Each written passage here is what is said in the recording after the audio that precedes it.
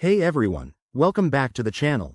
Today, we're diving into a straightforward guide on how to transfer Stellar, that's XLM, the popular cryptocurrency, from XMO to Robinhood, specifically tailored for 2025.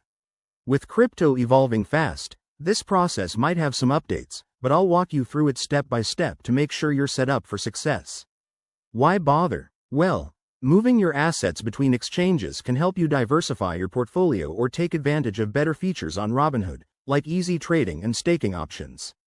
First things first, make sure you have accounts on both XMO and Robinhood, and that your Stellar is safely in your XMO wallet. Start by logging into your XMO account. Head over to the Wallets section and select your Stellar balance.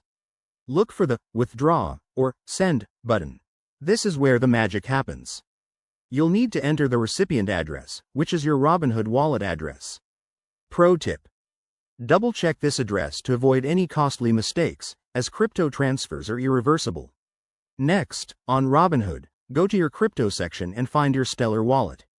Copy the deposit address provided there. It's usually a long string of letters and numbers. Paste this into the withdrawal form on XMO. Now, specify the amount you want to transfer. Remember to leave a little extra for network fees, which could be around 0.5 to 1 XLM depending on 2025 network conditions.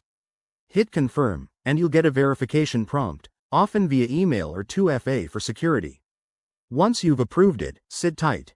Transfers usually take 5 to 15 minutes on the Stellar network, but in 2025, with potential upgrades, it might be even faster.